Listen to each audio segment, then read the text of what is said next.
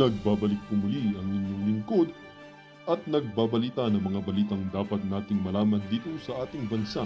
Ito ang Balitang Pambansa. Atin ngang matutunghayan sa channel na ito kung ano ang nangyayari sa loob ng ating gobyerno at syempre tumutulong na rin sa ating mga mamamayan na malaman ang katotohanan dahil mayroon tayong karapatan na malaman ang tunay na nangyayari sa ating bansa. Ngunit bago natin panoorin ang balita, huwag niyo pong kakalimutan na mag-subscribe sa ating channel at pindutin ang notification bell para lagi kang maging updated sa ating mga bagong videos na ina-upload araw-araw. At sa ating mga solid viewers naman dyan ay maraming salamat naman po sa walang sawang pagsuporta. At syempre, huwag din pong kakalimutan mag-iwan ng like at i-share ang ating mga videos. At kung mayroon ka naman pang opinion, ang ating comment section ay bukas para sa inyong mga adik hingin. ng Pilipinas, adik sa kapangyarihan na si Marcos Jr. Ha? Salamat po muli. Napagtripan ho siya ng adik. Ang ating Pangulo na galit sa mga drogista, napagtripan ho siya ng drogay. Tignan nyo naman ho yan mga kababayan. Baka sabihin na naman ng mga taga-mainstream media, edited na naman yan. Sabihin na ng fake news yan. Uncut ho yan mga kababayan, ha? Dire-diretso ho yan. Mahigit 30,000 katao. Ano lang ho yan, yung mga seafarer, nakita ho natin yung mga seaman, yung mga OFW, yung mga kababayan natin nasa ibang bansa, talaga ho ang suporta nila kay dating Pangulong Rodrigo Duterte. Maging yung mga kababayan natin na nakabase na sa ibayong dagat, talagang ang pagmamahal nila, ang puso nila, nandito pa rin ho kay dating Pangulong Rodrigo Duterte. Kaya maraming salamat ho. Napanood nyo ho yung video nitong si Mayor Baste Duterte. Talagang ibang klase ho mga kababayan. Ramdam ho natin yung hugot niya. Marami ho tayong narinig na galit dito sa mga kaganapan na to, ha? Yung mga kababayan natin sa social media, maging tayo, galit ho tayo, pero yung galit nitong si Mayor Baste Duterte, talagang ang lalim ng pinaghuhugutan. Kaya para dito kay Marcos Jr., huwag kang matakot, huwag kang kabahan doon sa sinabi nitong si Mayor Baste Duterte, kasi isa lang naman si Mayor Baste. Ano ba magagawa ni Mayor Baste? Tatay niya nga, di ba, tinarantado nyo, binabo nyo itong si dating Pangulong Rodrigo Duterte. Malamang sa malamang, wala man lamang dating yung sinabi na yun nitong si Mayor Baste dito kay Marcos Jr. Para sa inyo. Pero ang lahat ng sinasabi ng ating mga kababayan, ng pagpapakita na suporta ng ating mga kababayan sa social media, aba. Ibang usapan ho yan. Dapat kayong tumalima at dapat maibalik as soon as possible itong si dating Pangulong Rodrigo Duterte dito sa Pilipinas. Kung kaya nyo siyang pinadala sa Netherlands, dapat kaya nyo rin siyang pabalikin. Pero base sa ating mga naririnig na abogado, talagang malaki hong problema ang ginawa na to ni Marcos Jr. By the way, nandyan na ho itong si Doc Richard Mata. Linagay na ho natin, kaya nga Duterte na ho tayo ngayon. Duterte. 10 kandidato nitong si dating Pangulong Rodrigo Duterte. Ang tawag dito, iguguyod ho natin yan, ika nga. Itataguyod ho natin. At magtulong-tulong ho tayo. Bawian ho natin itong bangag na to. Sa ginawa na niya na yan kay dating Pangulong Rodrigo kay dating Pangulong Rodrigo Duterte sa pagboto sa mga kandidato nitong si Tatay Digong. Tuloy. Grabe. Yung emosyon yung damdamin ng mga kababayan natin napakatindi ho. Ibang klase ho mga kababayan. Galit Yung sigaw ho nila, nananawagan sila, tapos yung galit mararamdaman ho sa puso nila, ibang klase. Sasabihin na naman yan, hakot yan. Punta ho kayo sa Davao. Yung pagrespeto at pagmamahal dito kay dating Pangulong Rodrigo Duterte, talagang napakatindi. Makikita nyo ho yan sa mga taga Davao. Talagang, kasi nga ho, umayos ang Davao at yun sana ang gustong gawin ni dating Pangulong Rodrigo Duterte sa ating bansa, na kung saan pinangakuan naman ho tayo ng continuity nitong pambansang adik na to na si Marcos Jr. Ano bang dahilan kung bakit siya binoto? Isa sa mga dahilan dyan dahil sinabi niya, ipagpapatuloy ko ang mga naumpisahan ni Pangulong Duterte. Anak ng toko, pagkaupo yung mga proyekto na inumpisahan, itinigil nitong bangag. Langyang. Ito na nga mga kababayan, punta na ho tayo dito sa dito sa mga, tawag dito ho tayo mga kababayan. Dito ho tayo. Sa mga senatorial candidate nitong mga timbangag. Ito, dapat tawag natin dito, hindi alyansa. Dito ho tayo sa mga timbangag. Dahil ito ho yung mga kandidato nitong si Marcos Jr. Dito ho kasi makikita nyo ho na medyo iwas pusoy ho sila. Ha? Ayaw ho nilang banatan itong si dating Pangulong Rodrigo Duterte. Ayaw ho nilang banatan yung pagkaka-aresto kay dating Pangulong Rodrigo Duterte. Yung ginawang pangtitrip ng kanilang pinuno dito kay Tatay Digong. Yung ginawang pangtitrip nitong si pambansang bangag. O dito mga kababayan, pakinggan niyo ho yung mga sagot nila kaugnay diyan sa pagkaka-aresto itong si dating Pangulong Rodrigo Duterte. Game.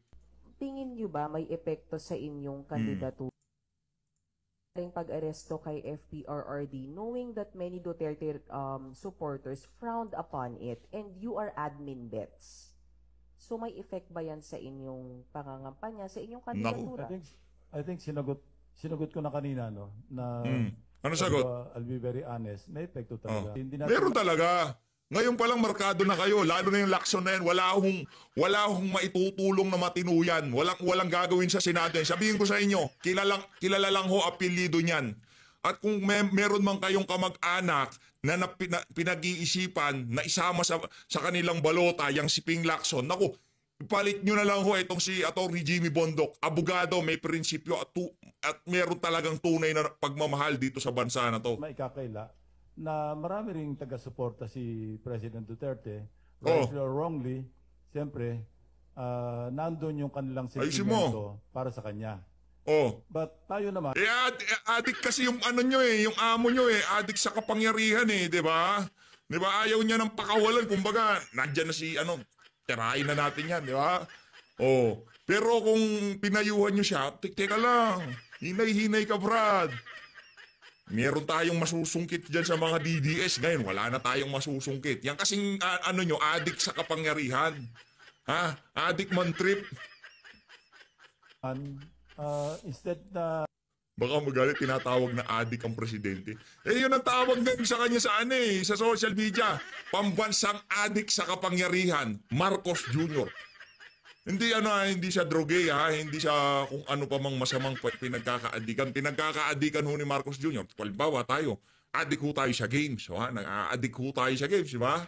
Nag-aadik ho tayo sa games. Games ang pinagkakaadikan natin. Pero itong ating pambansang adik, yan si Marcos Jr., matindi ho. Ibang klase ho pinagkakaadikan ngayong mga panahon ng mama na yan. tumulong tayong mag-escalate, no? Makadagdag pa tayo sa mag-escalate yung divisiveness.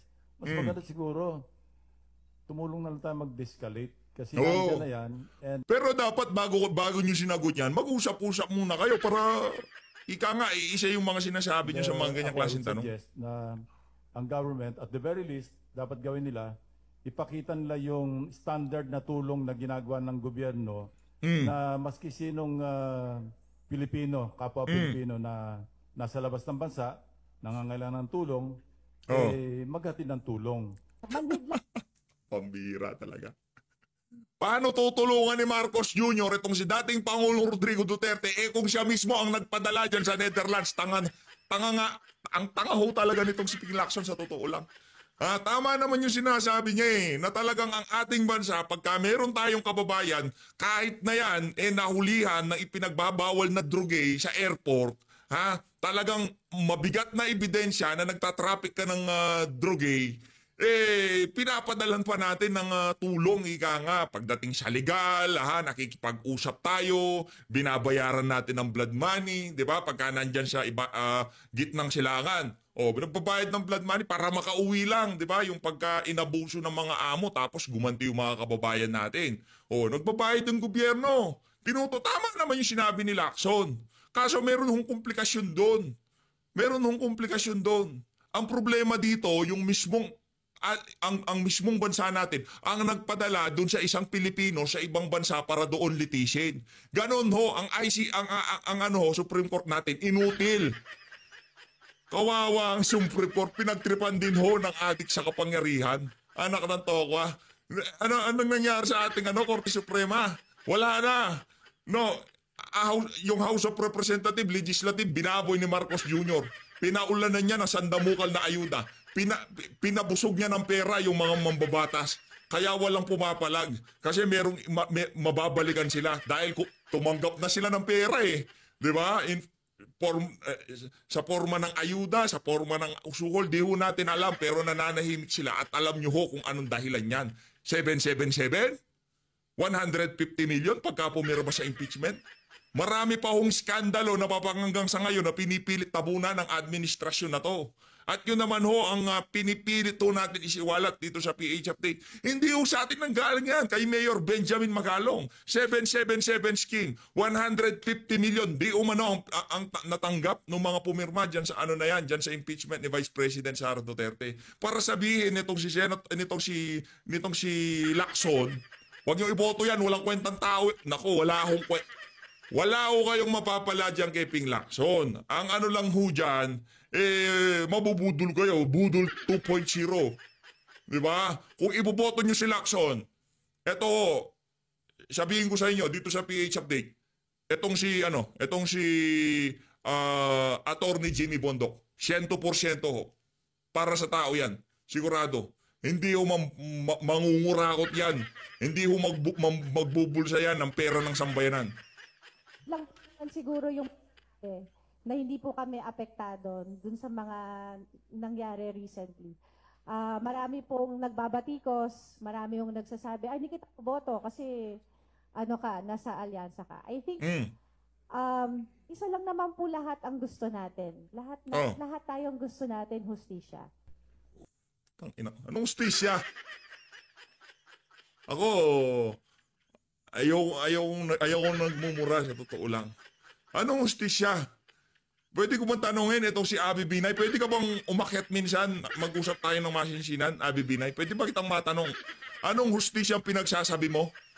Walang yakan, yun pa na mga rinirespeto kong tao na nakakakwentuhan ko, sinabi sa akin, yaang si Abby Binay, yaang mga Binay na yan, okay yung mga yan.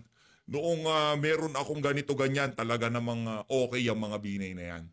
Nakakwentuhan nun natin eh. Pero ngayon, meron kang nalalamang hustisya. Dito ba sa bansa natin walang hustisya? Ganun na ho ba talaga kainutil ang ating judiciary? Yan ang sinasabi natin.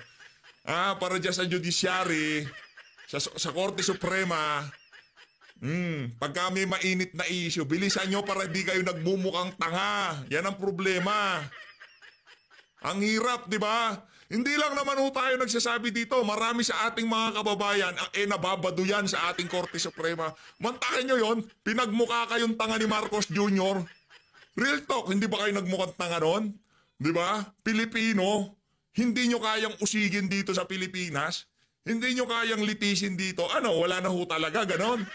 Kailangan natin itong mga banyaga na to. Kaya nga dapat kung i-recommend nyo na kay Marcos Jr., isaray nyo na itong Korte Suprema, yarin lamang.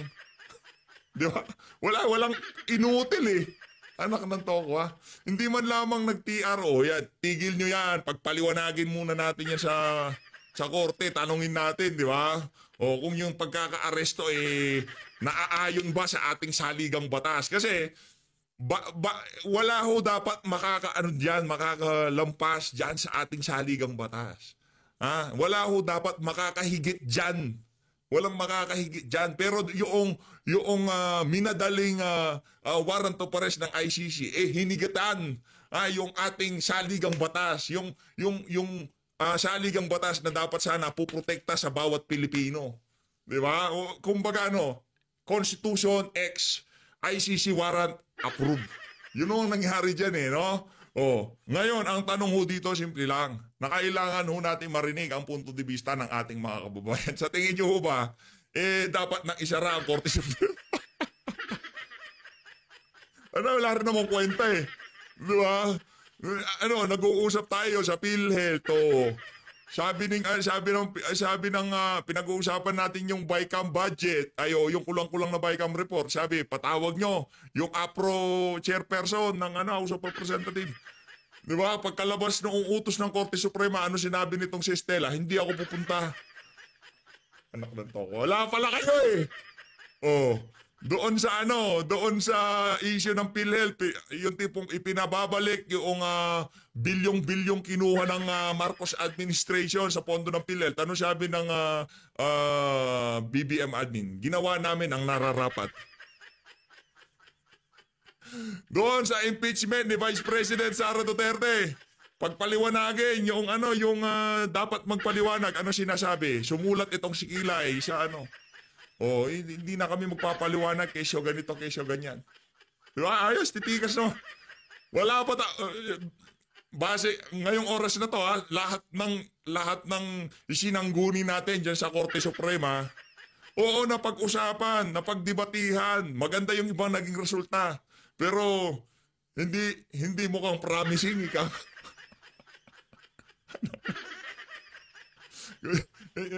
Ano na mga Korte Suprema naman. Napagtripan ho sila ni Bangag kasi co-equal ho yan, co-equal. Di ba? Dapat co-equal ho yan. Hindi mataas itong si Marcos Jr. Pero ang nangyari ho dito mga kababayan, wala eh. Linamon ng executive lahat ng lahat ng sangay ng pamahalaan. Legislative talagang ginawa niyang mga minion yung mga congressman at senador. Ito namang ating mga itong Korte Suprema, wala, ginawa niyang laruan. Anak ng tokwa. Paglapag ni Tatay Dix, yun, lipad ho siya. Pero kung inaksyonan nyo yung petisyon dyan sa pagkakadakip na yan ni Tatay Digong, hindi kayo nagmukhang tanga sa sambayan ng Pilipino. Hindi lang naman ho tayo ang merong ganitong sentimiento. Ang mga kababayan natin, kayang pigilan yon ng korte kung gugustuhin. Pero hindi nagawa. Kasi di natin malaman, baka gusto nyo rin ba? Ito. Kaya ho tayo, kay Attorney Jimmy Bondoc. Game! Si Tatay Digong, ang pinaka-idol sa aming lahat. Gusto ko sana sabihin ako pero hindi. Tuwing ini-introduce niya si Rodante Marcoleta, mas mahaba, mas malalim, pero hindi po correct. ako naiinggit. Nakikita ko po kung bakit niya laging idinidiin na kailangan natin si Rodante Marcoleta. Hindi po ito dahil politika. Ito po ay ito po ay dahil ang mga taong nasa kapangyarihan ay dapat kasing tuwid ni Marcoleta. Kapag naglalagay po kayo ng mga tao na baluktot, ito lang nangyayari sa bayan natin. Kung meron po sa inyo Parang ang ganda ng natin ngayon, yung dating nung natin, yung ilaw, ayos Suwabing-suwabe. yung nagalit kay Digong at sa palagay nyo dapat siya ikulong, litisin po natin sa ating bayan. Kung nandyan si Marcoleta, pwede siyang nagsisigaw sana. Kung may kapangyarihan siya, pwede niya sanang tinutulan yung kidnapping o yung rendition kay Tatay Digong. Naniniwala tayo. Kaya ako po ay nandito bilang singer po, bilang endorser. Kinalimutan ko muna yung pagiging kandidato ko para makasigurado makaisa man lang tayo na matinong tao na makapasok sa Senado. Yan naman ho ang ating tinututulan. Kung makakapasok itong si Congressman Rodante Marcoleta, mahihirapan ho siya kung siya lamang mag-isa. Sino makakasama niya? Yan si Erwin Tulfo, yang si Lacson, yang si Soto, wag na lang. Kung papapanalunin natin itong si Congressman Rodante Marcoleta, papanalunin rin natin yung mama na yan. Dahil tayo dito sa PH Update, naniniwala na matuwid at hindi magnanakaw yan. Hindi magnanakaw yang si Attorney Jimmy Bondoc, yang si Attorney Vic Rodriguez, yang si Pastor Apollo Kibuloy, yang si Senator Rodante Marcoleta. Hindi ho magnanakaw yang mga yan. Yun ang sinisigurado natin. Kaya sana kung meron kayong kinukonsidera doon sa mga team addict, please, nabudol na ho noong 2022. Ngayon, doon sa team addict, kung meron pa ho kayong ibobotohan para ho kayong hindi natuto doon sa pagkakabudol nyo noong 2022. Ganun lang naman ho yun Alam nyo naman bubudol, ini-endorso niya, iboboto nyo pa. Anak ng tokwa, wala na talaga. Hindi porket, naku Soto to, iboboto ko to, naku Lacson to, naging senador, naku Cayetano to. Ang ingay ng kapatid nito ngayon, iboboto ko to. Please, pakiusap lang ho mga kababayan. Diretso lang ho tayo sa mga kandidato ni dating Pangulong Rodrigo Duterte. Pag nakumpleto nyo na yung Duterte natin, doon ho kayo magsingit kung sinong gusto nyo isingit. Wala ho tayong problema dyan. Pero unahin ho muna natin, kumbaga priority natin yung 10 na makapasok. Ngayon kung merong dalawang asungot na gusto nyong isali dyan, nasa sa inyo na ho yan. Pero tayo ngayon, wala mo muna ho tayong iniisip na dalawa na isasali. Basta ilalagay ko yung 10, okay na yun. Pwede na ako doon. Anak ng tokwa, di ba? Ganun lang naman ho mga kababayan. Bawian ho natin itong mga bangag na to. Huwag nyo hong iboto yung Team Adik. Dito ho tayo sa Team Suka all the way. Di bali na ako, susunod ako dyan. Kakapit lang ako kay Marcoleta. Kahit number 1 siya, nakaganyan lang ako, okay sa akin yan. Kailangan po na... Kahit tayo naman, kahit sino dyan manalo, especially doon sa dito kay Attorney Vic, dito kay Kong Dante, Pastor Apollo Kibuloy, Attorney Jimmy Bondok, ha?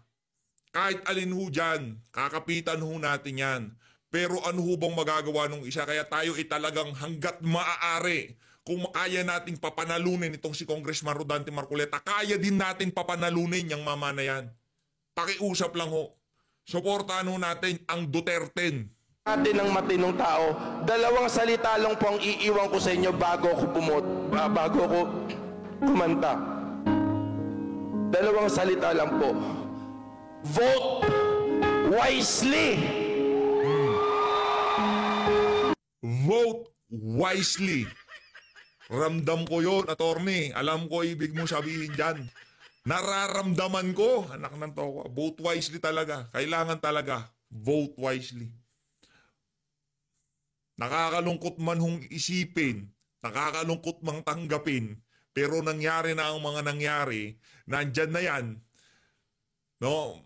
Mahirap po talaga mga kababayan. Ano na lang ho tayo, itong Duterte, kahit na anong mangyari, basta pakita natin dito ang puwersa ng Duterte. Kahit na ayaw nyo pa yung mga ibang kandidato dyan sa lineup ni Tatay Digong, iboto nyo ho mga kababayan, papanalunin ho natin lahat para may pamuka dito sa mga walang hiyang to. Hindi nyo pwedeng basta-basta ginaganito yung mga taong tunay na nagmahal sa mga Pilipino. Yung mga taong walang hinangad, kundi mapabuti ang kalagayan ng sambayan ng Pilipino. Para sampal lang ho natin sa pagbumuka nitong mga bangag na to. Huwag nyo hong iboto yung Team Adik kasi delikado ho tayo dun. Team Adik ho yun eh. Adik sa kapangyarihan. Mantakan nyo, tatagal na sa Senado. Nagputian na lang ang buhok nun, gusto pa bumalik. Ang tawag doon, adik. Tayo, adik tayo sa games. Okay lang naman yun, wala tayong mapiperwisyo doon. Pero yung mga yan, maraming piperwisyuhin yan kasi tagal na, wala naman tayo napapala. Tapos babalik na naman. Sobra na yung kaadikan ng mga yan. Pasensya na po kayo kasi ni minsan hindi ako umiyak dito sa kampanya na to. Hindi ako mahilig tinatawag nilang ad misericordiam, mga paawa. Hindi ako mahilig dyan. Pero yung nangyari po sa atin na ito ay malaki pong kabastusan sa ating kasarinlan. Correct. Tama. Ako po, sige pakiplay na yung -1. Kukwentuhan ko lang po kayo kung paano ako dinala ng tadhana dito sa posisyon na to. Ayun o. Ano ho natin yan? Senador ho natin. Congressman Rodante Marcoleta, no? Isa ho yan sa mga kandidato na pagka yan napwesto, sigurado ho panalo ho tayo. Nakita ho natin yan kung paano magtrabaho. Tinanggalan na ho siya ng lahat-lahat. Chairmanship, membership, allowance, pati hopya ninakaw na sa kanya. Pero tuloy-tuloy lang ho siya. Hindi ho siya natitinag. Di ba? Pwede siyang manahimik. Sa totoo lang ha, basa natin, pwede siyang manahimik. Nandiyan ang INC, susuportahan siya. O paano pagka naligawan pa ng administrasyon ng kinuha? Sabagay, di ko kasi ganun ang ugali ng mga kababayan nating INC. Pagkatama, talagang tatayuan ng mga yan. No, kaya yung ginagawa ho nila ngayon sa ating bayan, yung tipong pagkontra sa impeachment dahil pagmumula ng pagkawatak-watak, talagang tatayuan ho nila. Pero itong kay Congressman Rodante Marcoleta, ito masakit masabihin pero sasabihin ko sa inyo, kung sakaling matalo yan, isa ho yan doon sa mga, kumbaga, napakalaking kawalan sa sambayan ng Pilipino. Sayang, napakalaki ho ng ating panghihinayang kung hindi makapasok yung mama na yan. Tama naman itong si Attorney Jimmy. Isa, dalawa, tatlo makapasok, masaya na tayo. Pero sana doon sa isa, dalawa, tatlo, apat na makapasok, isa yung pangalan itong si Congressman Rodante Marcoleta, Attorney B. Kati ang si Attorney Jimmy Bondoc sa mga makapasok diyan sa ano na yan, diyan sa 5, lahatin na ho natin. Alam naman ho nating mahirap yon. Alam natin na medyo suntok sa buwan o parang imposible nararamdaman natin ngayong mga panahon na to. Pero pagka nagtulong-tulong ho tayo, siguro itong 10 na to, mapapanalo ho natin to. Rekta na ho tayo kay Congressman Rodante Marcoleta. Actually, hinahanap ko ho yung speech niya kahapon doon sa nangyaring rally dyan sa Liwasang Bonifacio. Di ho natin nakita. Kaya bigla na lang lumabas to sa feeds natin. Meron ho palang rally itong campaign rally. Itong si Congressman Rodante Marcoleta at gagawan ho natin ng reaction video.